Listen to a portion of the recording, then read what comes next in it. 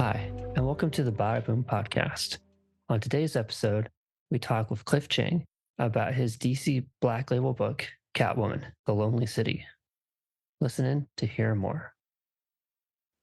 Hey guys, welcome. We have on a special guest today, Cliff. What's up, Cliff? Hey, how's it going? Good.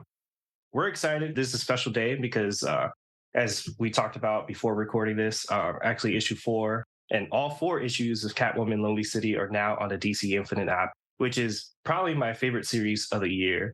And we're excited to talk to you about it because it feels so unique in a lot of ways. And especially us as New Yorkers, it was cool to read and get those little Easter eggs and stuff.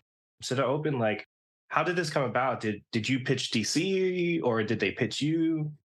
Yeah, surprisingly, they pitched me. I was really excited about the Black Label books. The idea of doing kind of more adult-oriented stories with DC characters. Was always kind of the I don't know. It was always the dream back when I was working at Vertigo. But they really tried to keep those universes separate. So that you wouldn't have like more adult stuff with Superman at the same time that you're putting him on like underoos, and kids' bed sheets and stuff. But once they announced that, I was really excited because I just thought there were so many storytelling opportunities. They called me and they were like, "Hey, we'd love for you to do something if you want to draw anything or whatever. But if you want to write something, let us know." And that just blew my mind because no one had ever approached me to ask me to write something. I'd only done little bits here and there, and I was just so flattered. But I didn't have anything. I had no ideas because it was such a surprise. They said they'd love to see something like my version of New Frontier, DC New Frontier by Darwin Cook, and which was just so, again, very flattering. And they wanted to see what I might do with the entire DCU. And it took me a while before I figured out that I didn't have that epic of a story, but I do like the Bat characters, and to try and find something that maybe felt a little bit more manageable within that universe might be a good way to go. So I came up with this idea of a Catwoman heist story, but it also needed another layer. And then when I figured out what if she were older, getting out of prison, and Batman isn't there anymore? What happens to Gotham when Batman's not there anymore? Like, he defines so much of the city and what happens in the city. And when you remove him, what does that city become? What happens to everybody else? And I thought that was an interesting environment to explore and to give a hook for the character of Selina. Like, in a way, her character's been so defined by her relationship to Batman. When you take that out, what do you have? Who is she? And as she gets older and is dealing with, kind of sexism and ageism, what's her relationship to being Catwoman as well? Yeah, well, the whole 10-year jump was very surprising when I started reading it. And I really loved how you incorporated so many different characters it's only 4 issues. And there's so many characters like left and right that I'm like, wow, I was not expecting to see this person. Or it's also just crazy how these people have changed over the 10 years. How did you go about deciding which characters you wanted to put into this from the entire like Batman's rogues gallery? There's hundreds you could have picked from. How'd you pick the ones that you put in the story? Yeah, I think I used characters that I've kind of had an idea that I could have a good take on them and that they would add something to the heist element of it, and one of the things to be careful with was the tone of the story, because you kind of want it to feel somewhat believable, even though it's in this superhero universe, and you want it to feel a little bit street level so having someone like the Riddler there was great because he doesn't have any superpowers, either. And he kind of keeps it a little grounded. But you don't want it to just be that, And so having Killer Croc, gives you a heavy, but, he looks like a crocodile, and then Poison Ivy, then, brings another different element. So it's fun to see kind of some of the classic rogues gallery in there, but older and having moved on in their lives. Yeah, when I saw Killer Croc and show up in the comic, I was like, oh man, I don't think I've ever thought about what it would look like when he just gets old, because he's always just like a ripped, like I thought he would probably be a character that would die young. And seeing him there and the relationship that he and Selena created while they're training for the heist, was really special to me because that bond was so strong, and it shows throughout the comics, and also the bonds that Selena makes with the Riddler. Like, it's only 4 issues, but every single panel and conversation that she has with her crew is, it becomes like a small family for her. I wanted to treat the characters as much like real people as I could, and that kind of extended towards like, how long would they be doing this? They're sort of like professional athletes, and at some point they kind of age out. And then in the case of Lonely City, a bunch of them are forced out because the city stops allowing, superheroes and supervillains to run around.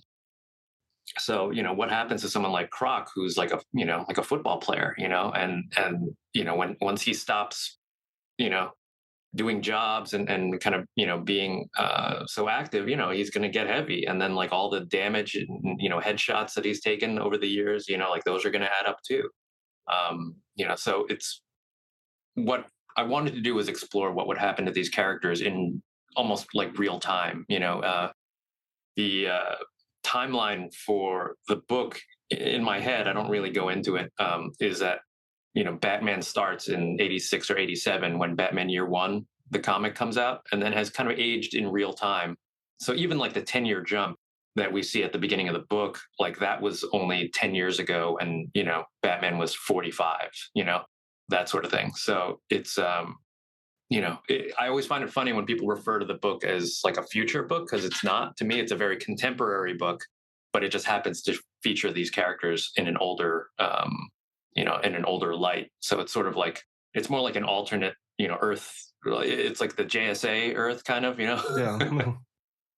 And that's interesting because, I think people assume when they see like that military police state, they just assume, all right, it's 20 years in the future. Right. It's like, well, those things are kind of happening now. So, so it's, and like what I found interesting too, like in terms of like your takes on the characters, is like you do add some characters that you don't quite expect to see. Like seeing Etrigan was awesome. Like especially the way you drew him, and Jason Blood.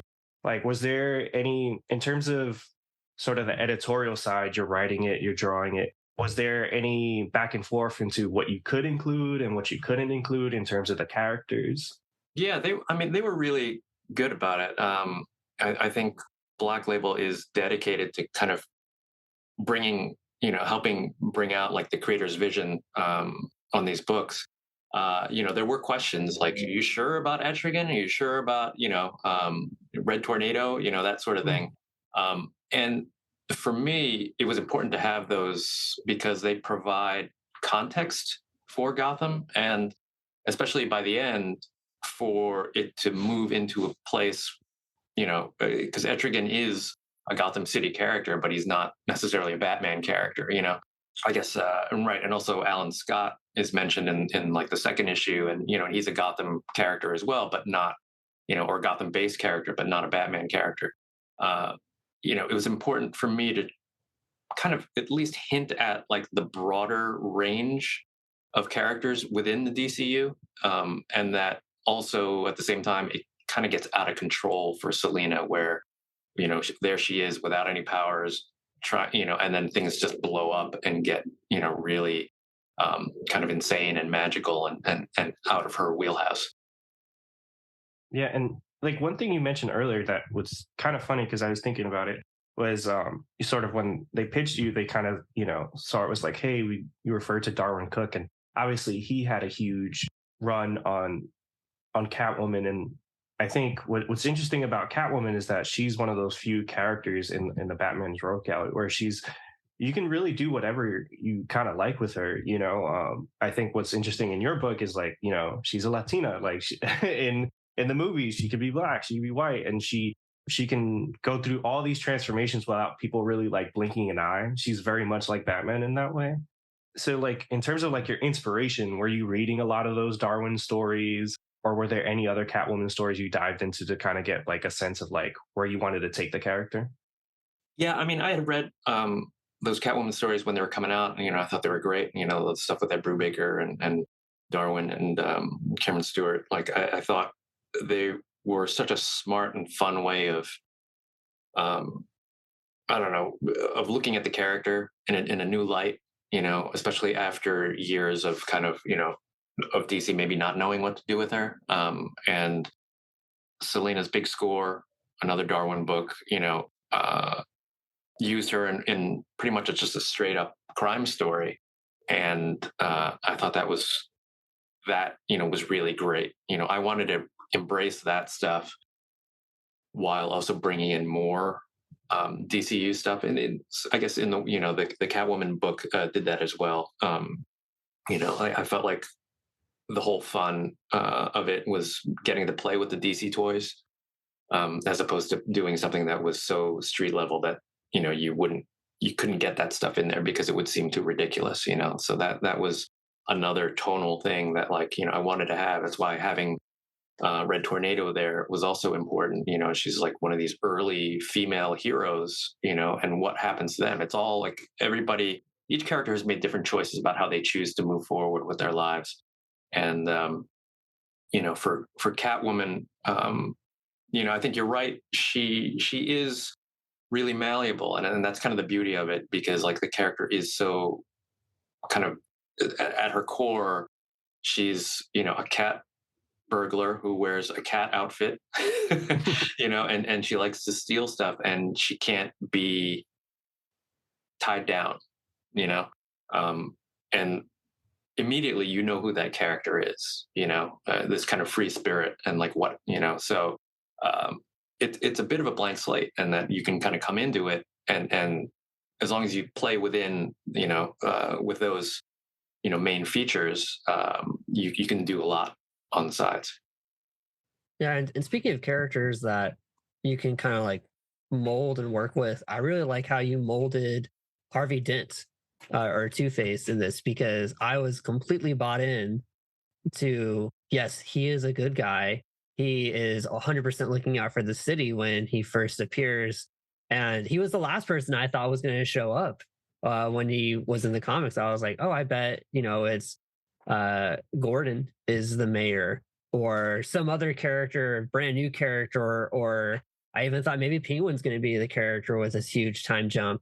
And his development from being a villain to being a mayor to keeping the coin on the desk and all the way to the end, I thought was so great. And he was one of the characters I'm like, I want to see exactly how he comes from villain all the way to the end.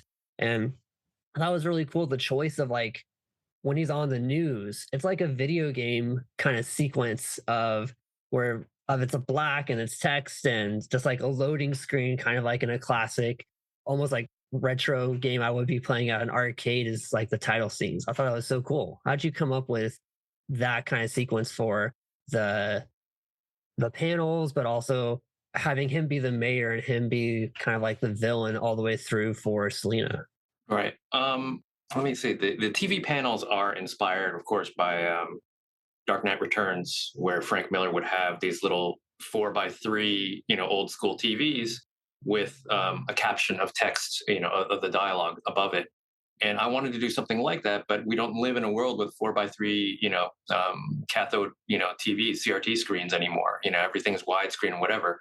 And what I came up with was just like to kind of crop in on a regular news TV screen, and then run the closed captioning, in a black square above it, so that you get the feel of it being a TV and the way you read off a TV. So that was a fun way to nod to Dark Knight Returns as well. But and it's such an efficient way of getting a lot of information across and doing storytelling in a very fast way. Harvey Dent, was someone that I tried to present as sympathetically as possible for someone who's so wrong. He absolutely believes that what he's doing is right. He's just got the wrong way of seeing people, and he's, he sees himself as a savior, I think, and so that gives him, in his mind, kind of like almost like a divine right to fix the city, you know.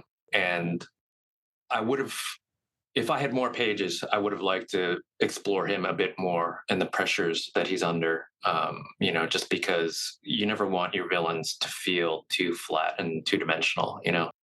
I tried to, as much as I could, to give him some depth and a little bit of sympathy, as you go through. But he's an interesting character to me. He's someone who then, who is kind of redeemed, on Fool's Night, almost accidentally, and then seeing that opening, makes a grab for power, which I think probably it would be interesting to show how he rises back to becoming mayor. So I think there's a lot there that can be explored, but just ran out of space. Hey, who knows? Maybe you'll be doing a Two-Face comic soon. Right. No. I think that's what's great about playing in these worlds is like, as much as you would have wanted that space, like there's a history with the character where you kind of understand where, like, as much as we didn't get to see that space, like when I'm reading the book, I'm feeling that in my head. I'm like, all right, he would have done this. And also like the things he does, he's struggling because he's Two-Face. He has two distinct kind of personalities always kind of going at each other. So like throughout the book, like you feel that, even though, you're not immediately doing like the Batman, the animated series of him looking in the mirror and sweating and kind of struggling, he's struggling with that, even though he's on TV smiling and stuff.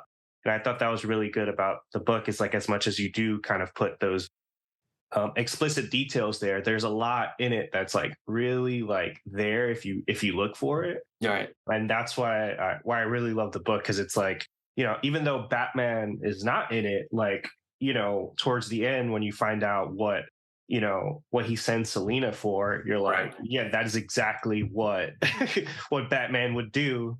Like, you didn't really need for him to kind of like say those things or anything like that, but these characters, as much as this is very much your story, you found a way to kind of like use our perception and what we think of them to kind of fill in those little spots.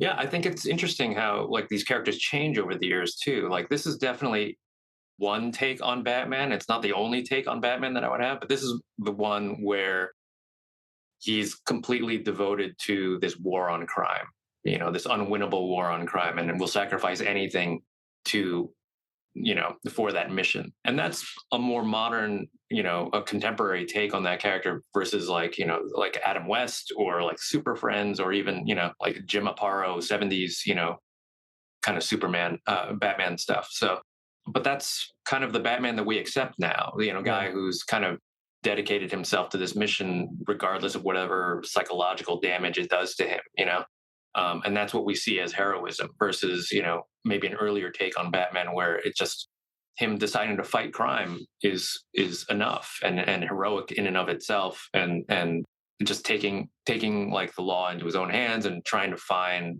a way of making sure that nobody else gets hurt the way he was hurt, Yeah. Whereas I think today we tend to think of Batman almost working out his psychological trauma through the mask, So, one is more, kind of hopeful and, about people. And the other one is like, well, people are really complicated. Yeah. And I'm really glad that this is on DC Ultra, because those little tidbits of, not getting to develop Two-Face as much as you want. If I'm thinking about something, I'm like, did he do this? Is this a clue? Is this a hint? I can just pull out my phone and find it right there.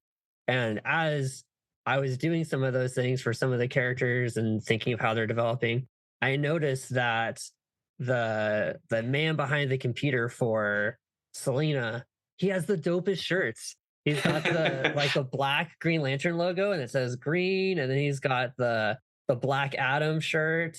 And then it doesn't say Supreme, it's Superman. And the whole shop that they run for the sneakers, I'm like, man, this is very New York, but also where can I buy these shirts? Yeah, thanks. The one of the things that I wanted to show about Gotham is that it's a modern city, and I think a lot of our cities, when you walk down the street, you just see logos and brands and stuff everywhere. It's just kind of, it's the world we live in. And the way clothes are designed, like those are all parts of making a world feel lived in and real now. And, you know, the problem is like, how do you do that in a fictional world where I can't show like a Google logo or something like that? Like I can't use actual brands. And so for me, it was a workaround. It started as a workaround where like, oh, I'll just have these brands, but they're actually DC properties. And then it became, well, no, let's make it a story thing too, where some of these logos and stores or whatever are the second act for these characters as they got older. So Selena's wearing like a Black Canary tracksuit, and maybe Dinah Lance has gotten into making like yoga gear and stuff like that. Killer Croc is wearing It's like a Gotham Knights jersey, I think. yeah, the Gotham Knights jersey, which looks like suspiciously like the Mets. Yeah. There's also backstory there. But yeah, so all these things, especially the streetwear, that kind of fashion I wanted in there because it's a real thing, and it's a way of playing with the DCU as well, and having some fun with it as well, and it's kind of, they're all Easter eggs, if you don't know who's on a shirt or whatever, it doesn't matter. It's just a cool looking shirt. It is a cool looking shirt, and if you make it, I will totally buy it, because I texted Chris because I'm a big Green Lantern fan. I was like, I have found like the coolest Green Lantern shirt in this comic. Do you know where I can buy this? Because I will put down money right now. Yeah, they're all like riffs on, like that's like an off-white, shirt, and trying to find brands, really recognizable brands, and like just kind of goof on this kind of doing this mashup of DC with with fashion brands. It was a lot of fun, and it was hard to do. Actually, I started to run out of stuff by the end. I mean, they were pretty good. I noticed the Green Arrow Billionaire Boys Club one was a really good one. And obviously, actually that's Green Team. Green, which is like the editor, my editor Chris Conroy. One of his first books that he edited was the Green Team, that I think was maybe around New 52 era. Cool. And so that's like a Billionaire Boys Club shirt, but then Trillionaire Green Team. Yeah, I was like, well, Oliver's a green Oliver. That's where I kind of made the connection and billionaire. But it was cool because, like as I'm reading the book and I'm like, is that Unique Hype? Like the store they're in, and obviously like when they're holding the shoe and stuff. Yeah. And for you, obviously, like what was big, like when I was in high school, was those vapes that were actually like the DC collab and stuff like that. I'm actually really excited they're doing the Marvel one. I actually told my girlfriend, I was like, hey, Christmas list. Like, I was like, I can't afford the originals, but there's new ones. Right. Nice. So that's pretty dope, and it just speaks to kind of like the level of detail. And as fun as it is to be able to pick it up in front, I do encourage people to get the physical one, because obviously in that premium format, to be able to see the art, experience it, get all of that in. What was it like kind of working in that format, especially as an artist? I really liked the format. It's kind of surprising how different it is to work on a larger page, on a page that is going to be printed larger. For me, I thought, oh, what's the difference, right? But it turns out like each page is wider, and proportionally, and that gives you more space to do more storytelling. For me, I could add more panels, and one of the things that I loved about doing this was how dense the storytelling could be. There's a lot of, you guys are calling out this stuff, and a lot of it is very intentional. It's like, I knew that I could, refer to this thing here or drop a detail here and then pick it up later, and know that because it's for an older audience, that people would be paying attention and pick up on that stuff. So yeah, the Black Label format, that magazine size is really cool. It takes a lot of work, but I really enjoyed it, and it feels different from a monthly comic, and I think it should. Monthly comics are their own thing. It's like having it's like the difference of like watching something on TV versus like a movie screen or something like that. Even a small movie, small theater. Yeah, it definitely kind of elevates, and the story is great too because you're able to have that kind of like setup and payoff. I think, especially at the end, all of these characters. What's awesome is that all of these characters are kind of going through the art. They're Yeah. trying to, they're struggling with where they are in life. They don't know how to move forward. And sort of, you brought up sort of where Batman was as someone dedicated to who he was. He kind of, and what's sad about that is like reading the story. If obviously, spoiler alert, he dies, but I feel like if he had gotten those 10 years, would he still be the same Batman? Would he still be in the same spot that Selina is in? Would Yeah. eventually they get to that place where, Selina is, where she's like, maybe I can save, some semblance of Bruce. Maybe we would have gotten a chance to get away. Because, Selina's at that spot, is like, as much as she is that free spirit, she's at a point where like, hey, like I lost these 10 years, like I could have been with Bruce on a beach somewhere. It could have been the end of the Dark Knight, Rises, us in Right. France Yeah. at that restaurant.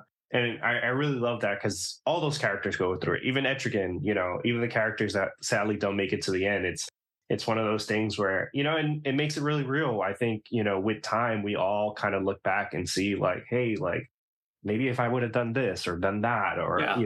maybe we, spend our days trying to correct our mistakes from the past. So I really wanted to shout you out and sort of like the way you were able to tell that story. And it was just a great book, and I'm really glad you were able to kind of talk to us about it, which is awesome. Yeah, thanks. One of the most important things for me when writing the book was to have compassion for the characters and where they might be in their journey, as they get older and they have their regrets, and what are they doing about those regrets with their lives? Have they moved on? And just about everybody has moved on except for Selina, because Selina just spent 10 years in jail just stewing over everything that happened and missing out. Probably one of the healthiest characters is Barbara Gordon, who after Fool's Night, after being paralyzed and, like has dedicated herself to, the public good, and working within politics and trying to make change in the community. But she's somebody who probably has had a lot of therapy, after losing her dad and you know and Dick Grayson and and everybody, and so but she's in a much better place where she's focused and she knows what she needs to do. But even she has an arc to figuring out what the world should be by the end, or what Gotham could be. Yeah, I really liked how for her, she did step away from, of course, because of the events in the comic, she steps away from wearing the mask and doing anything that's like related to being a superhero. Yeah. And then she kind of winds up back where her dad was at the very end. And I was like, there's no way she's going to embrace Selina or do anything with her. And the compassion that Selina has for her and for so many other characters is, it just shifts her point of view as a character when she comes out of jail. But she's a lot more compassionate person. And I love how she kind of helps Barbara get to where her dad was and really see the value of Yeah. what her dad did. Yeah. It's a lot of the way, like, in which Batman Year One is like this story of Bruce Wayne and Gordon, like Lonely City is about Selina and Barbara, And Barbara learns to recognize like the importance of those symbols, those superhero symbols, and specifically, that her standing off against Harvey Dent with the tank, and seeing what it means to for people to have to be inspired by a hero, and so that's kind of like the beginning of her seeing again, because she's had a stance of no masks, no capes, when I become mayor, and she has to kind of slowly make peace with that as well, and I think that's kind of the beauty of Catwoman, is the kind of anarchy that she always brings, but it's that's just life, you can try and lock down all these things, and maybe you can do it for a few years, but it won't be forever, and eventually people become you can't control people like that, and you're going to have some chaos. And Lonely City, again, I've said it a couple times, it is great. And like in terms of what you want to do next, has DC approached you about, tackling any other characters in this kind of way? Because I want to see Cliff's version of the DC universe. Now I'm kind of like sold on I'm like, hey, can we see that original pitch? Like especially with your work you've done, our friend Holden would not let us live if we didn't ask you about Wonder Woman, because he's the biggest Wonder Woman New 52 fan. But like, again, like the way you guys kind of tackled that, like, I just love your take on things. So if there's is there a pitch or something they've approached you about that's kind of like festering in your mind that you want to tackle next? Right. I have to admit I'm a little burned out right now, having only recently finished Catwoman. But I would love to return to this timeline, this story, this universe. I think there are more stories to tell. I do have ideas, but then I could, and there are a bunch of different ways you could go with it.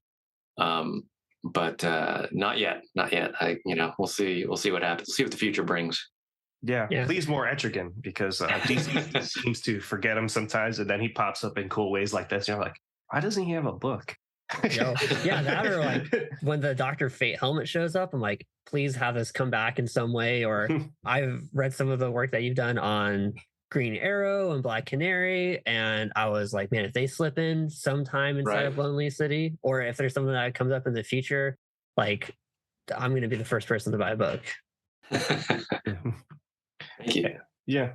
And, to kind of wrap it up, I think, between this, it's been a big year for you. And I know sadly, like Paper Girls didn't get renewed, but what was that experience like, seeing something, you obviously created with Brian K. Vaughan come to the screen?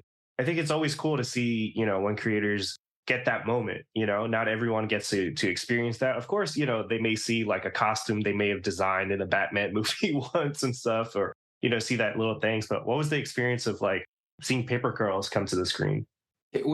I'm so grateful for it. It's overwhelming, really. If I stop to think about it, we got to tell the story that we wanted to tell. We have 30 issues of comics that we're very proud of.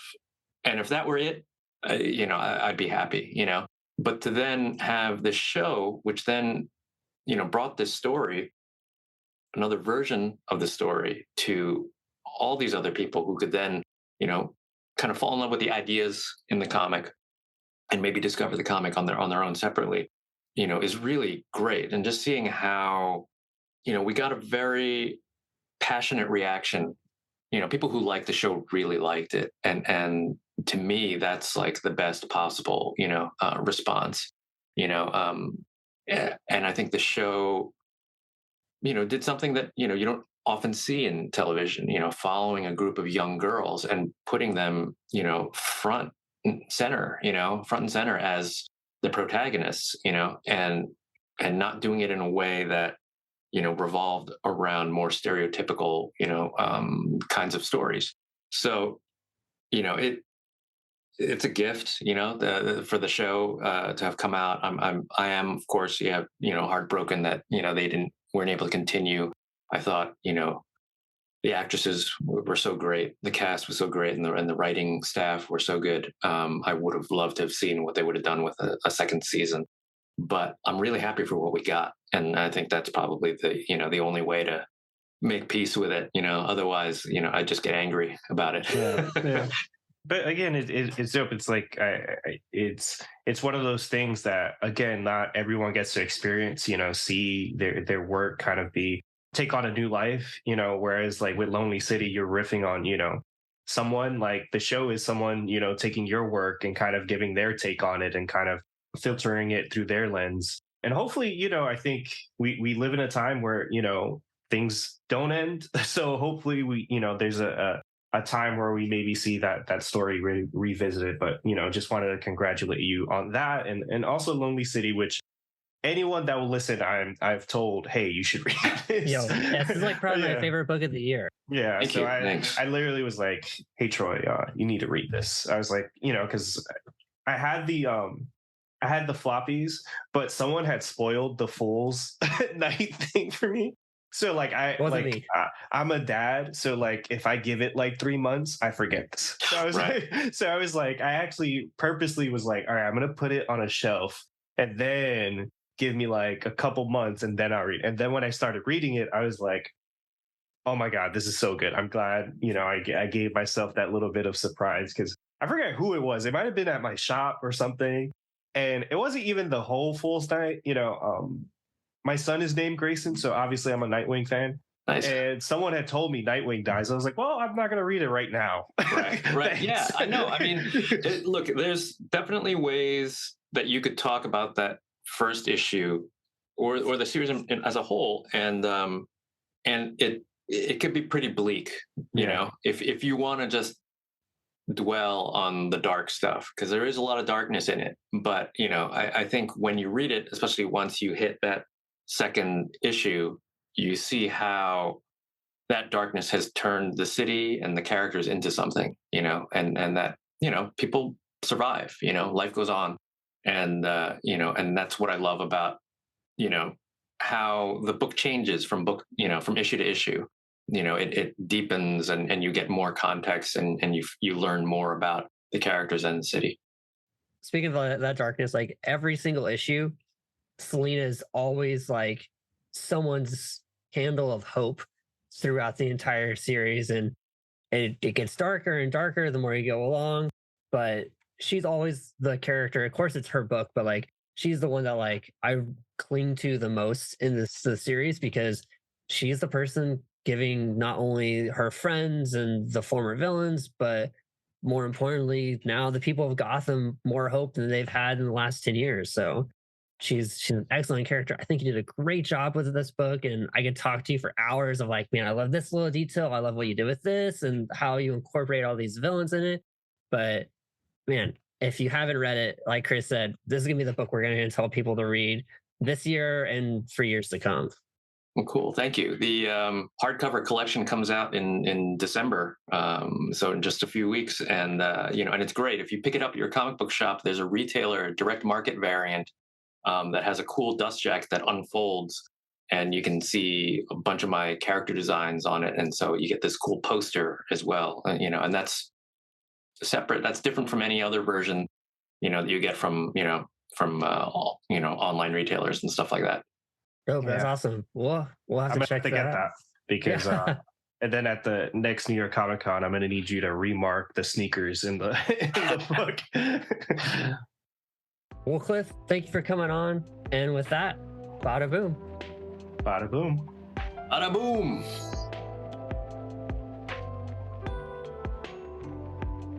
Thank you for listening to the Badaboom podcast. Keep the conversation going on Instagram, TikTok, and Twitter. Get in the comments on our YouTube channel and let us know what you'd like to hear next. And please subscribe to the podcast on Apple Podcasts, Spotify, and wherever you listen.